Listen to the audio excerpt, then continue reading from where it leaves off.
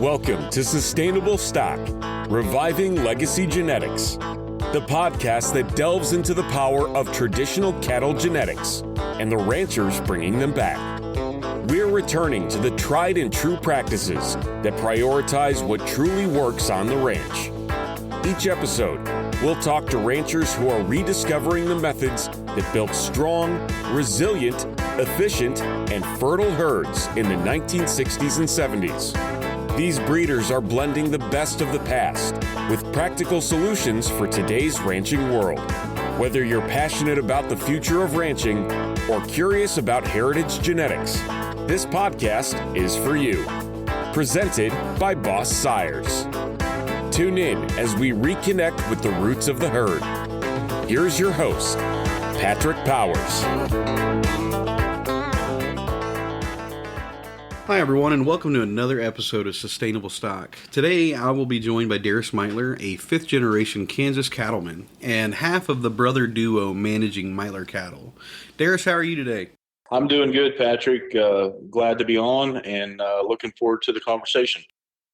Well, Darris, I've asked you to come speak with me today because I feel like your family's operation is living proof that breeding sustainable and practical cattle can be profitable. And unfortunately, it feels like a lot of ranchers such as yourself are kind of being pushed out of the conversation. Yeah, I guess sometimes I chuckle when I hear people that have been in this country for multiple generations like myself. It does make me chuckle sometimes when they use some of the words regenerative ag or sustainable, when the people that are still here and still kicking, if they weren't, they wouldn't be here. So sometimes those words, although I know they're to describe good things and bring people into the fold, it does sometimes make me laugh because we have been here and been at it for a long time, and if we weren't able to sustain ourselves and do it again, we wouldn't be here, right? So exactly, yeah, the buzzword caught up to you. right. Well, I say we dive right in, and I want to learn more about your family's history. I've got a note here saying that y'all have been managing cattle since 1932. Is that correct? Yeah. I guess take it all the way back. The Meitlers here in our portion of north central Kansas started with August, went to Fred, went to my grandfather Armin, went to my dad Gene Meitler, and now we currently operating with myself and my brother Clint.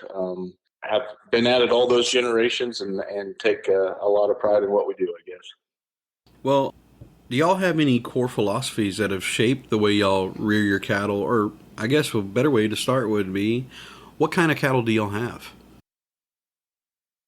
We operate our ranch currently, and in the beginning started with the horned Hereford, lined one horned Hereford that originated out of Montana in the USDA research project in Miles City, Montana. They did a lot of research on the Hereford breed, and out of that station came the line one, and that's where our beginnings with the Hereford cattle began. And I should say my grandfather would have had some Herefords prior to that, but the line ones that my dad had started with in the 1970s, that's where they came from. We also have Angus cattle now. We started with them in the 1980s. A good friend of my father's had a herd, and due to some family situations, needed a place for those cows to go, and we took on some Angus cattle in the 1980s, and that leads us into the current day where we run about 700 cows. Sometimes if it rains a little bit, we can have more than that or less, depending on what Mother Nature throws at us, I guess. But we operate a registered Angus, a registered Hereford, and then the majority of the herd is made up of commercial cows that we cross the other way, whether it's a Hereford cow to a black bull or a Angus cow to a Hereford bull. And we got a pretty good marketing for the F1 female, being that we kind of gotten to be known for maternal cattle that are bred with the females in mind and longevity and good udders and just stand the test of time type cattle that really work on the ranch and the range and grass. And so, yeah, I guess that sums up a little bit of where we were and where we are, I guess. No, that's great. I mean, that segues right into my following question is, do y'all feel like y'all focus for any one trait, or is there a whole group? You touched on the mothering ability of your cattle there. Could you expand any further? What do y'all look for? I think a lot of my brother's philosophies come from my father, and a lot of his philosophies originated from Dr. Bonsma out of South Africa. My dad was lucky enough to hear him speak as a young man at Kansas State University, and a lot of our core values, I guess, of how we do things go back to those roots. And we select a lot of cattle with multiple maternal traits that are cattle that are hormonally balanced, and definitely believe in that the function and the form. There is a form that comes with that function, and that's what you're kind of left with. And you learn from the old cows in your herd that lasted, and you study them, and you try to replicate it. And that's really what we've did for a couple generations for sure, of honing in on that group of mother cows that are profitable for the rancher, and make your life easier by not having bad things happen, and making your life easier by being so-called good employees that don't cause you troubles, I guess. Yeah. Well, so would you say that y'all manage that by maintaining a focus on your fertility, efficiency, and longevity? Those are terms that I would tie to Bonsma principles. I definitely want to revisit the subject of Bonsma with you, because you do have a far greater grasp through for your grandfather's teachings to you than I do. So, but I'd like to kind of get back to y'all's operation. Do you feel like the industry is strayed away from y'all's selection of breeding? I think somewhat. I think there's definitely a core or a remnant of guys that are like-minded and still driven by the cow herd telling you what's right. I think there's also a segment of the industry, whether it be the show ring or the big numbers push, or the top down packer kind of trying to tell people how that their cow herd's end product should be, and doesn't matter what your cow herd is, whatever makes us the best money is the way you should do it. And so, yeah, I think there's things pulling at that all the time. And of course, in today's fast-paced world, there's lots of noise, and I think some people kind of there is so much noise that it's hard to just be you, your ranch, your grass, your dirt, figure out what works for you, and the successful animals teach you instead of listening to all the noise that's out there. I think that would be some advice I'd have to someone that isn't a long-term rancher just wanting to get into something is, hone in on what you need and what starts working on your place, and observe that. And hey, maybe there is a cheat code to go talk to some cattlemen that have been in it and speed up your learning curve a little bit. And I think that definitely can be done too. Absolutely. Well, that ties well to, of course, I did a little creep on your Facebook, and you had a post a while back about toy manufacturing, and you compared it to that we live in a disposable world, and that there's a whole lot of flash and drama over here. Do you want something that's made to just be thrown away, or do you want something that's built to last? And you equated that to the cattle industry, and I think you handled it in a good way. Do you recall the statement I'm talking about? Yeah, I think the gist of that post was getting at, maybe back in the day there was an old school craftsman that really honed in on his so-called handmade tools and built them to last the generations and get heavy use, and to take pride in something that lasted a long time, and they could hand it on to their kids. And I think there's some value there to be, what kind of factory do you want making your cow herd to start your base? Do you want it out of this gratification instant moment with cattle that don't have the skeletal structure? Yeah, they might live to be a year and a half old and get killed in a slaughter plant, maybe, let alone live to be 12, 14, 15, 16 years old out in your pasture, to be walking on functional, structured, athletic bodies. So I try to, I guess, use that analogy to compare the two. That what kind of factory do you want producing your cattle? And that was my point there. And sometimes it's easier to kind of have an analogy to look at the big picture, I guess.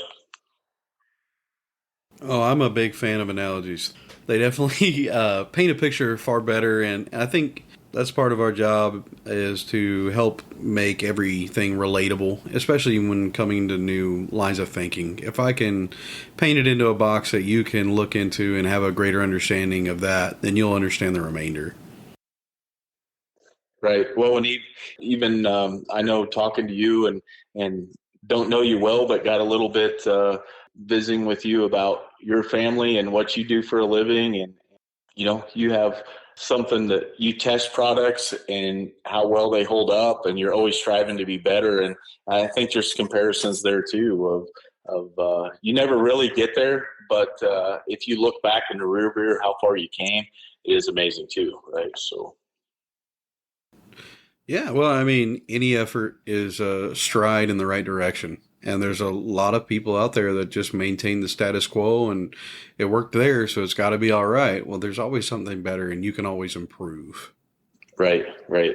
Well, along that same line, seeking improvement, I've spoken to some other ranchers and they feel like when we reward one trait in cattle, we're leaving behind others. And I was wondering if you have noticed that at all. Do you feel like the meat industry has ignored some things to prop up others? For sure. Single trait selection. Here's another analogy. I'll jump right into it. I've used this before. For those of you that follow the hunting industry a little bit, or these guys that have these pin raised whitetail deer. If you've looked at them, they've got them now they grow 400-inch racks as 2-year-olds. And it's basically single trait selection for one thing, massive antlers. You look at some of these pictures, and I'm not so sure that they can even stick their head down and graze and eat like a normal animal. So I think in the cattle deal, if you're comparing, you can get so focused on one or two things that you can definitely lose functionality and how God made that animal to function on this work and work with Mother Nature and to eat grass and different country. They have to cover lots of country to get the next blade of grass. There's lots of different environments, but I think that's another thing that I think people sometimes lose track of, that single trait selection is not always good. I would agree with that, and I feel that, maybe some breeders are unknowingly leading us down the wrong path with the purest of intentions. Right.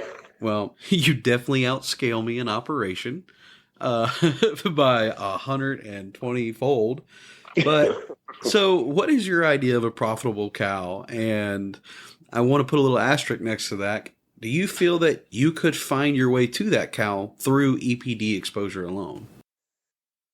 Of course, I have a biased opinion, but I think obviously cows that are successful and last a long time, there are physical characteristics that can be seen and hormonal things that are happening in animals that I always said, if someone quick, ask you, which two cows are out here in your pasture your best? If you got to go dig through a piece of paper to answer that question, that you don't automatically know which cow is your best, I guess that's a point I would like to make, is that we all know which cow brings in the best calf and is bred up every year and healthy coat and just thrives and is successful at life. I think that's can be lost in this information world. And I'm not saying all numbers and data are bad. I think there are some things that are fine with that. But if at the same time you neglect all of what's happening in front of you in nature for just this computer printout, you've lost. That's just my take. Well, here's an analogy for you. I work with a bunch of engineers, and I'm constantly reading drawings all day and checking their drawings against the real world part they've manufactured. And A lot of what works on paper doesn't always work in the real world. Right. It's really fun getting on the phone and telling an engineer that the ID cannot be larger than the OD. Right. And to tie that back to our cow conversation, I don't know how to read EPDs, but I do know my herd, and I know how to listen to cattlemen, and I think you nailed it right there, brother. You shouldn't have to go find your binder to tell me what your best cow is. It should be a history with you, and it should be hand in hand, you working with the cattle. And that knowledge should be gained through work. Right.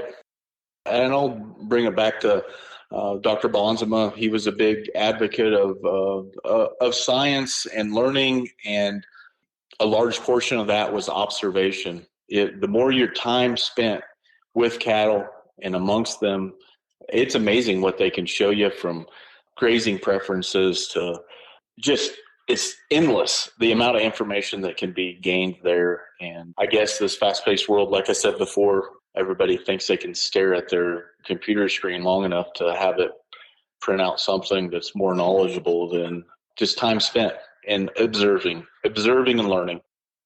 Everyone that takes part in this conversation wants to speak on building profitability within their cattle operation. But it's important to remember what the goal is. Do you feel there's a separation in what would be profitable cattle in a feedlot operation versus someone more like yours or mine? Well, I think baseline sounds so simple, stupid, but that cow has to reward you every year with a coupon that is her calf. And if she can't do that one simple thing on a timely fashion, then you're kidding yourself of profitability. So that's number one, live calf. And then the efficiency of doing that, if she can get it done with whatever your operation is, and most of the time to be profitable, it's not unlimited input situation, and it is what the good Lord made it, and that's grass and sunshine and land and clean water. And it's amazing what they can get done in that scenario. And the more man likes to interrupt that natural setting, it seems it definitely gets messed up. But that is the hubris of man. We think we can improve everything when nature probably had it at its most efficient. Right. Well, I'm going to turn your answer from earlier back on you. What's your best cow? Probably the one that I got a girl today that actually took a picture of, and I don't know if phenotypically she's my best cow, but she's an 18-year-old female that had a strapping fall heifer calf on her today, nursing, and so she's 18, and that's her 16th calf she's had on time. And like I said, I don't know if she's been something super special along the way, but at the same time, any good employee, it's at some point you got to tip the hat to her and tell her job well done. Yes. And to get that done, there's some things, whether it's almost like it took 5 generations of working to make a cow that was able to complete that task. Right. And there's no doubt that Darris Meitler sitting here today cannot take credit for all that. It is a multi-generation and advancement to try to get there. And my brother and I, if you ask either one of us, we're still striving to do better. And as weird as it sounds, striving to make those generations before us proud, So. Yeah. Well, along those same lines, and it might be out of left field, this question, but do you feel like that idea of value passes on to the consumer? And I mean, at any level, any of your customers, do you feel like there's a recognition that there was a little over 90 years of a family's influence into these lineages of cattle to build this product? Any other company would be allowed to stand with pride and stamp it on the side of the building. Right. Well, and I think that you stating that, I had a flash of things go through my head. So I think of, I guess the first thing, I don't even want to say it, but it comes out that, say the quiet part out loud. the McDonald's hamburger has 400 cows in the one patty or whatever. Ugh. Right. I mean, and then and take that scenario to the guy selling the beef off the farm, and maybe where we've come all in between. Obviously, not all birders that way. And a lot of birder goes through the regular system and is fine too. But that's, if I told my two generations before where the craziness of all that is I don't know. It's wild, right? So. Absolutely. Well, I would like to make a shift in our conversation towards Bonsma. Why is the name Bonsma tied so much to the concept of sustainable cattle?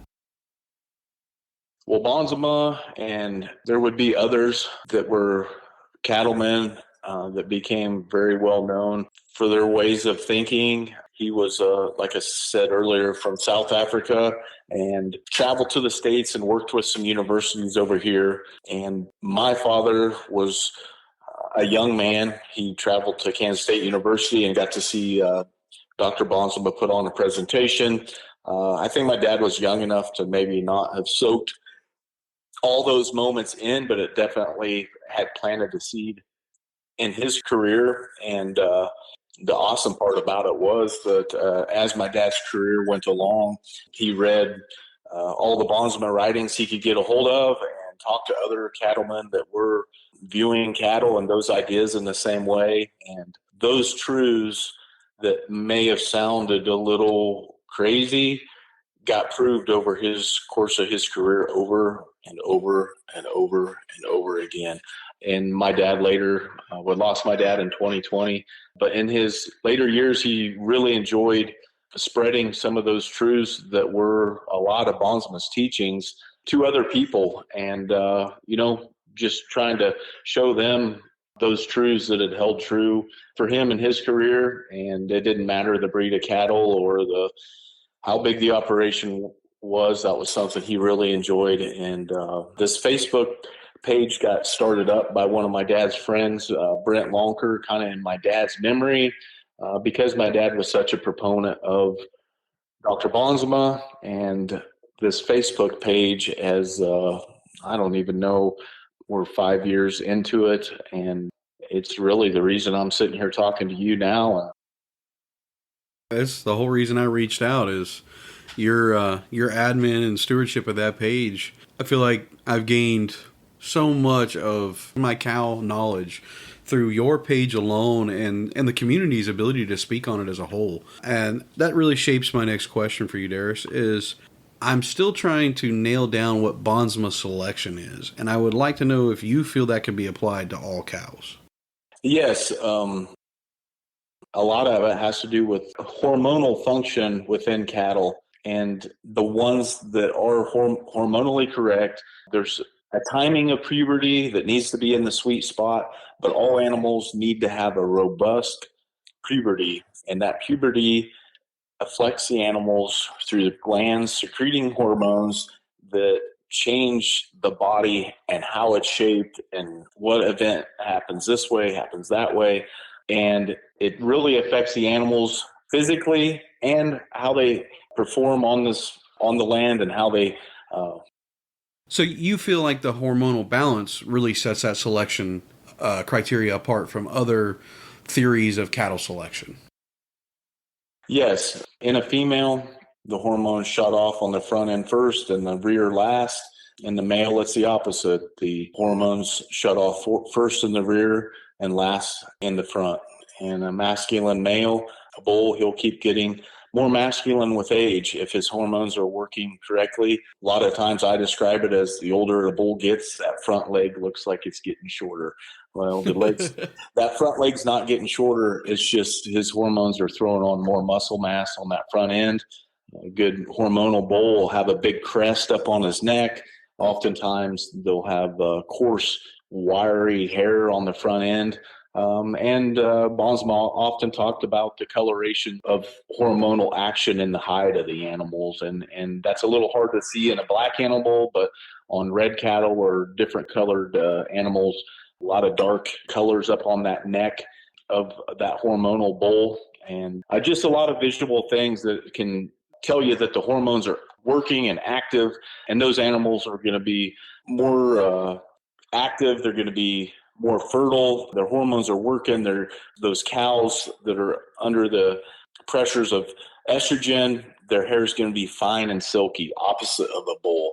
And oftentimes those are characteristics to look for of animals that'll cycle quickly in the spring. They're going to shed their hair quickly in the spring, and that kickstarts their bodies into wanting that heat cycle to start. And just so many visual things that are happening throughout the body of animals that are under correct hormonal balance. And that's a lot of Bonsma's teachings. And I could go on and on about different ones that have been proven in my career, that's been handed down from my father. They're just indicators to look for that can really aid in your selection, and you can almost guess which heifers are going to breed up the quickest. And like I said, those are the animals we select for and strive to look for in our program.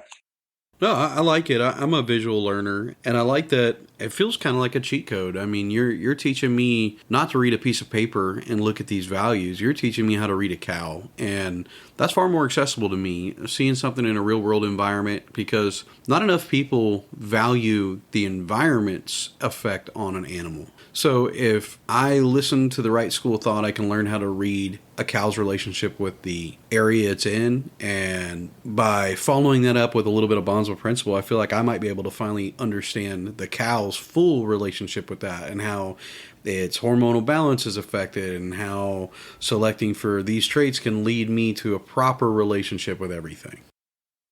I think you're right on, Patrick. Our cows are trying to teach us something every day if we're observing them, and all we got to do is take the time to soak it in. You know, they're teaching us, and there's always things to be learning. And like I say, I learn every day and don't claim to know it all by any means, but they are fascinating creatures and just fun to absorb.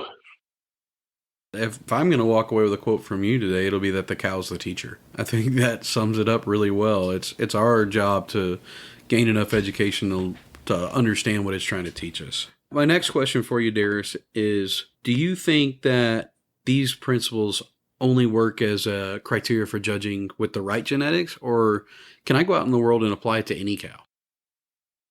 No, I think there's always that one cow that's maybe the exact opposite that can make a liar out of the system, looking at a cow through the so-called Bonsma lens. But for the most part, it's tried and true. Is not going to lie to you too much. Without looking at a group of cows, I think with those principles in mind, you can go through a herd of however many cows pretty quickly and kind of pick out the ones that have those characteristics. And lo and behold, when you go back and maybe read the production records of what those cows have did, they're going to line up pretty close. And I think that can be unknown cows you've never seen before of someone else's. I know through the Boss Sires deal and talking to Grant, I'm not familiar with looking at eared Brahma cattle, so that's something I want to get better at. But it does go across all breeds for sure.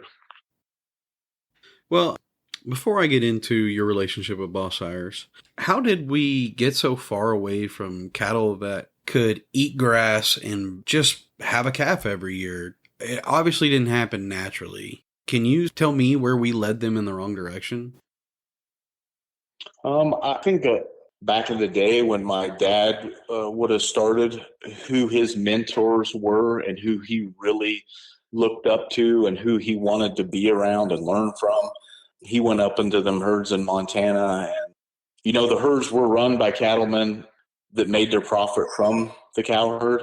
And that's what put food on their table. It wasn't someone had a bunch of money that bought him a so-called hobby ranch and had the money to promote such and such cattle, and they got promoted as the best. There was a ranch element that the cattle had to be profitable on. And I think that's where maybe some of it went astray, Yeah, we removed the need for profitability in cow. I think that the current environment here in the U.S., there's no expectation of profitability in a cattle operation here any longer. It's completely fine to be a tax write-off and to lose money year over year. So I can see how we quit rewarding profitability, and as a whole, it led us down the wrong path.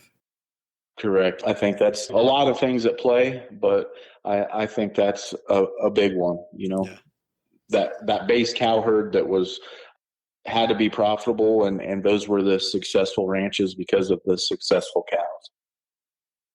Well, Darris, I do have one more question for you.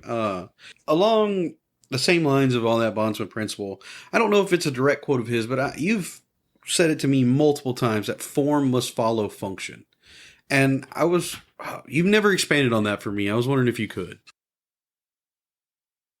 Yeah, well, it's just the simple idea that there is a form that maybe at the end you almost learn backwards, right? At the end, there's standing in front of you a form that did stand the test of time, as in your old productive cow that never failed, that lasted forever. There in front of you stands a form. You should study it. So her function and why she did what she did, there was a form that led to that is standing there in front of you. So I think that's a basic way to look at that statement. That, like I said, cows are always teaching you, and we just got to be smart enough to let them teach us. Absolutely. Well, and it's also stepping away from a little bit of ourselves, realizing that there must have been something calling for that cow to behave or form in that way. It definitely wasn't the hand of man. Right. And I think that there has to be some, what do you want to say, letting go of your ego of what you think one should look like. Absolutely. That maybe that's what your environment called one to look like, to succeed and stand there all those years later and be the one that did it. Who are you to argue with that? So that's kind of the point to be made there, I guess, is how I'd say it. Well, I don't know a really good way to phrase this, but I am thoroughly curious on your belief of fertility and its heritability.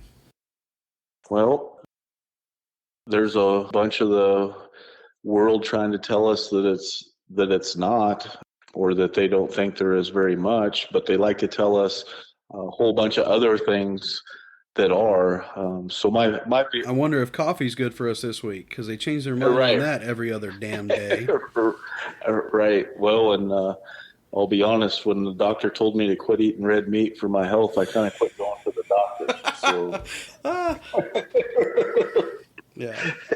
So there are a lot of things that you question the truth about, but I think that's one of them. I think fertility and longevity can all be heritable. And honestly, in my mind, there's one way to keep ramping that up. And I honestly believe that that's by line breeding, and keep throwing those genetics in there that do it time and time again. If you got a 55-gallon barrel and you only keep throwing so much stuff back in, that your odds of pulling something out you want and something that you don't want become less, as far as the things that you don't want. And I think that's how you get there. And it's definitely a long crawl. There's nothing about breeding cattle. And honestly, a lot of the great cattlemen will tell you it can't be done in one lifetime. It takes multiple lifetimes to get there. And I think there's definitely some truth to that. But fertility is definitely something that can be helped and selected for. Yeah, you obviously must feel like your cattle have that present within them, or you would no longer be profitable, and it wouldn't have made 5 generations of cattlemen come from it. Right. I wouldn't want to lie to anybody to think that we've ever made the perfect one, but are always striving to do better. And like I said, when you look back at where we've come, and we keep gaining and learning and keep striving to make them better and last longer and be more adaptable. And everybody's got their things to overcome, whether it's weather and droughts and floods and all the above. I don't think there's any one case scenario that's all the same. And a lot of times people try to spin it that it is all the same, but it most definitely not. There are a set of cattle that are better for adapting to all those things than the cattle, like we kind of talked about before, that are maybe single trait selected for a narrow window. They have a lot harder time being able to get out there and be thrifty and make it happen. For instance, like Patrick and myself, we got to kind of figure out how to get it done. Well, I feel like that's a good point for me to transition into asking you about your relationship with Boss Irish, how you came about being a part of it, and you feel like it means to you. Well, I feel fortunate to have been able to come in contact, and a lot of it has been through that Old Breeds Bonsma page, John Atkinson, which is, and I say his last name right. Yeah, that was my very first guess, Atkinson. Right. Well, I got to know him first through there and kind of struck up a chord that we were like-minded cattlemen, even though we were a long ways away on this planet. But Absolutely. it struck up some relations there, and I did listen to your guys' podcast, by the way. Well, thank you. Through him, met Grant, and have enjoyed getting to know him and Boss Sires. I guess sum up the apparatus put together through connections, honestly, across the globe of a lot of like-minded people, and trying to bring those cattlemen together all across countries, all across breeds. And I think that's why we're all drawn to it and drawn to the vision, and look forward to what's ahead. It's hard not to get excited talking to him or a lot of people within the Boss Irish team. Right. And I look forward to meeting more of the members. So yeah, there's a whole lot of hope and a whole lot of wanting to do greater for the world, I feel like, out of everybody in this operation.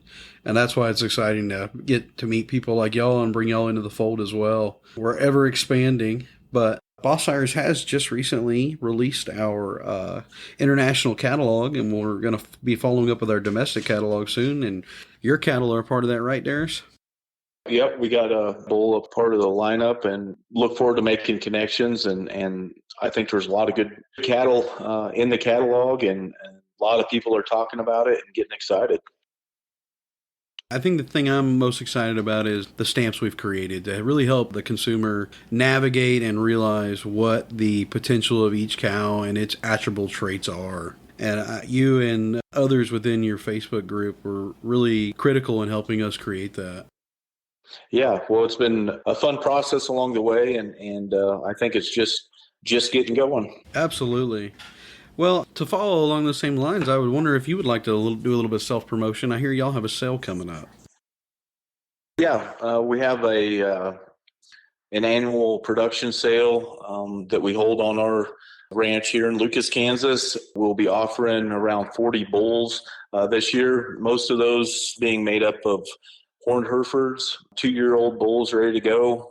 We do have a limited selection of Angus bulls and a handful of F1 black baldy bulls available as well. We also sell open heifers that'll be ready to breed in the spring. The vast majority of them will be the F1 females. We also have some fall breds, around 50 fall bred heifers that'll start calving on September 1.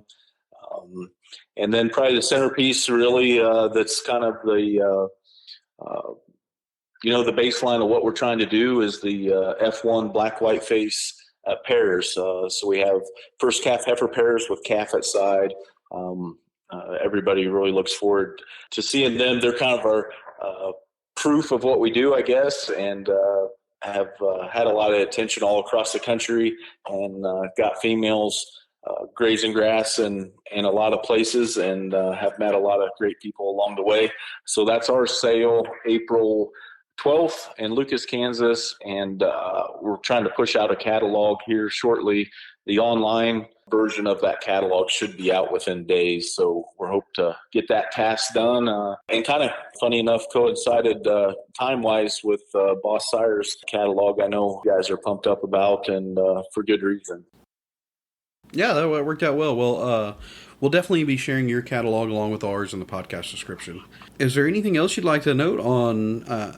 There's a lot of excitement behind that. Has it just been hell getting ready for something like that? I can't imagine taking on an operation that large. Yeah, I guess every year we streamline it a little bit. I guess we're not old, but we're not super young either. But we're getting better at using our heads of figuring it out. But yeah, it's a lot of work. We try to get some cattle pictured and have something presentable in a catalog. But like I said, we've been doing it a few years now, and still take pride and work real hard at all the small details. We're getting better at working smarter and not harder, I guess. To go a little bit different direction, I try and ask the same question of every person I interview, and I would like to know what you feel the moral obligation of the cattleman is to the land, the industry, and future generations. There, you're going to hit me with a good one at the end, huh? Yeah, it's a heavy one. I like it because it makes everybody pause. Right. You know what probably pops in my head?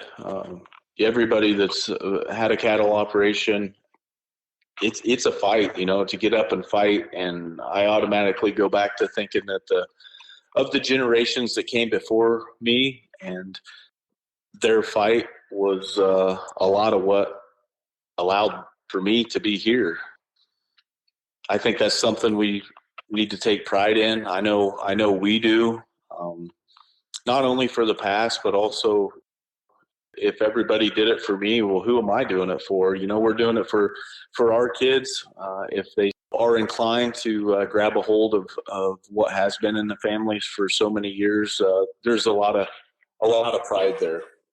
We want to steward the land and take care of it. Not only the cow herd and build that the best to our ability, but take care of the land. And I can remember we still, in this country, we have limestone fence posts. And I can remember being a kid, my grandfather out there, and seeing a splice in the fence that I know he fixed way back in the day. There's just a lot of pride there. And I know a lot of ranchers all across the U.S. and the world, that nostalgia and that meaning, it means a lot. It ties you to the land and to the people. I think that's just pretty cool. And so that's the legacy we all want to leave, right? Absolutely. I can't help but ask that question, and my mind automatically goes to my son.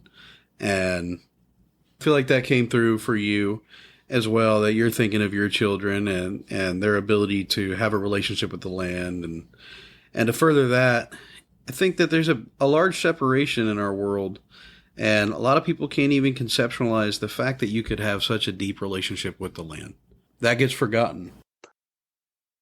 Right. And with every generation, that separation grows. And honestly, that's why we need to do a better job of trying to connect. I think there has been a real big push in recent times that people are reaching back for that connection a little bit that has been lost.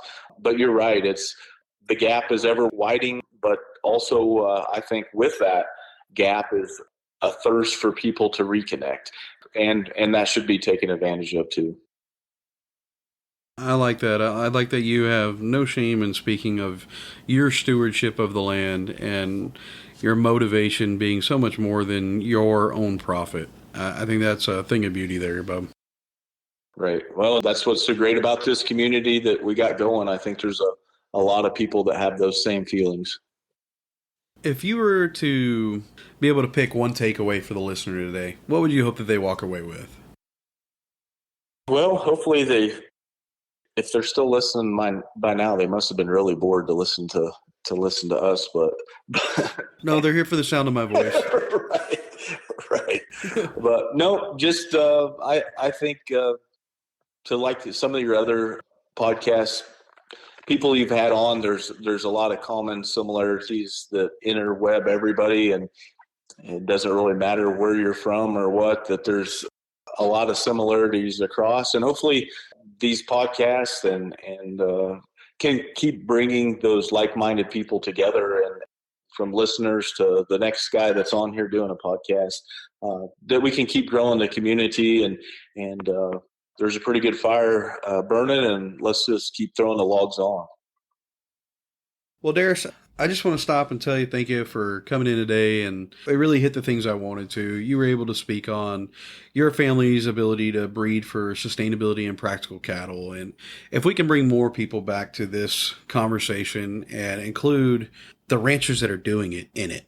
There's many people who speak on it, but we forget that y'all are in the background there, and I want to hear from the guys that are doing, rather than how some college student tell me how it should be done. How do you feel on that?